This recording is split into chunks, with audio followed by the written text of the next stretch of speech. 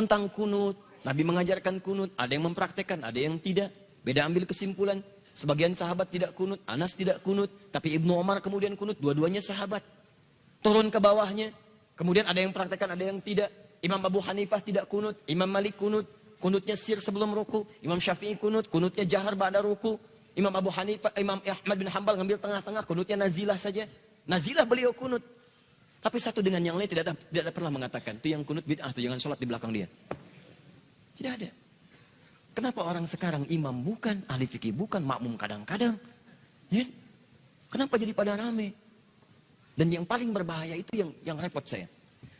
Yang paling aneh itu ada kalimat-kalimat begini. Ustadz, bagaimana kami sholat di belakang ahli bid'ah? Yang kunut. Bagaimana status kami, kunut atau tidak? Ini aneh, bid'ah itu kan sesat.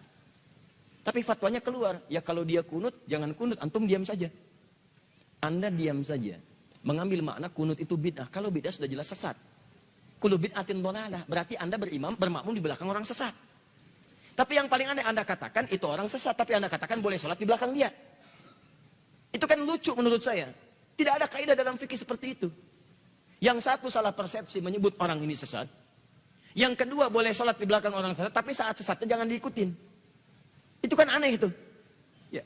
Dan yang paling lebih lucu lagi, Anda menyalahi kaidah sholat. Kata Nabi itu kan, innama ju'ilal imamu liyutamma bihi. Dijadikan imam untuk diikuti. Imam ruku, Anda ruku. Imam sujud, Anda sujud. Jangan imam ruku, Anda sujud. Salah. Imam kunut, Anda ikut kunut di belakang karena imamnya kunut. Kunut imam beda dengan makmum. Dalam hal lafadznya, imam mengatakan Allahumma hdina fiman hadait, Anda katakan amin. Dia mengatakan doanya, Anda mengaminkannya. Beliau berkunut, Anda mengaminkan kunutnya. Masalah Anda mengangkat tangan atau tidak, itu perbedaan lain. Tapi Anda ikuti. Jangan sampai imam kunut, Anda tidak. Allahumma hdina fiman hadait, bid'ah. Wafina fiman hadait, belalah. Rusak di kehidupan. Ini apa? Dan saya tidak pernah mendengar yang seperti itu. Ini bukan kaidah namanya. Kalau imam tidak kunut, yang kunut ikut tidak kunut. Jangan terlampau soleh. Imam sudah salam, ini sujud sahwi. Ngapain? Jadi kalau Anda bermakmum di belakang imam yang tidak kunut, Anda nggak usah kunut. Jangan kunut sendirian. Imam sudah sujud begini aja gitu kan. Allahu Akbar, Allahumma hdina fiman hadait. Anda keliru. Sama aja dengan yang pertama tadi. Ya, sama aja. Nah, karena itu teman-teman sekalian, tempatkan sesuatu pada tempatnya yang baik. Kadang-kadang suka salah persepsi juga. Bahasa hadis, Anda harus pelajari dulu bahasanya. Kadang-kadang ada bahasa begini, kadzab. Dalam bahasa standar normal, kadzab itu dusta. Kadzib, dusta. Kadzab, terus-terusan berdusta. Tapi Anda mesti tahu, di bahasa dialek mana itu disebutkan. Bagi orang Hijaz, kalimat kadzib itu artinya khata, salah. Tiba-tiba Anda katakan dusta. Tuh dusta tuh. Yang melibatkan di sini dusta. Kuntu bid'ah. Pengertian bid'ah menurut sahabat dalam persepsi ilmu hadis, Anda perlu belajar lagi. Alhamdulillah. Teman-teman sekalian, ingat baik-baik. Lihat prinsip ini ya. Sahabat itu akan mengamalkan apa yang disaksikan oleh mereka langsung dari Nabi jika mereka menyaksikannya.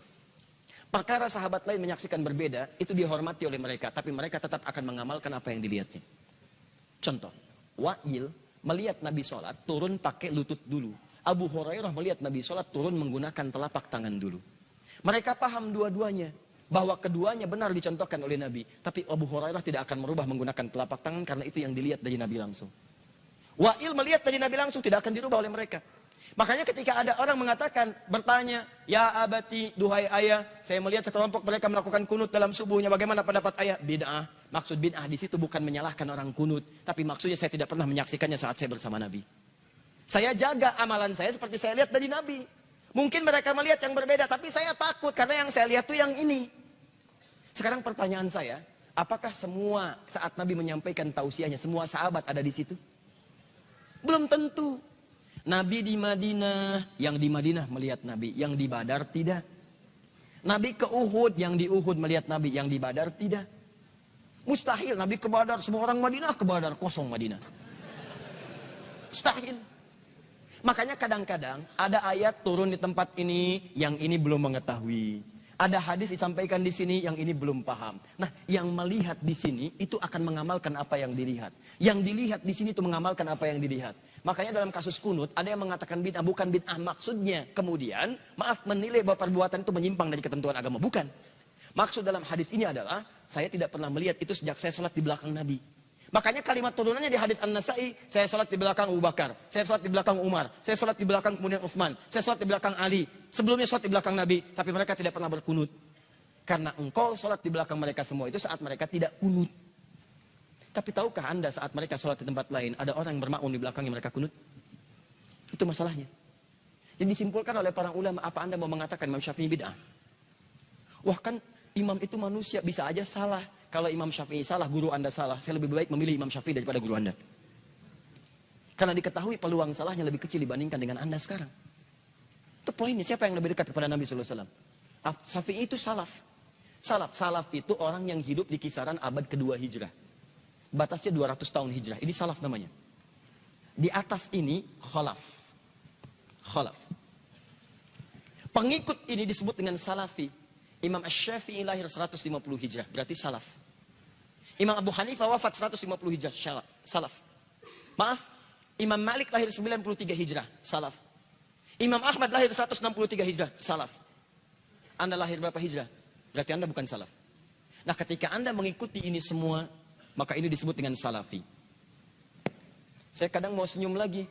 Ustadz Adi itu bukan Ustadz salaf ya, emang betul. Saya Ustadz kholaf. Karena Ustadz salaf itu Ustadz yang lahir di kisaran tahun 200 hijrah.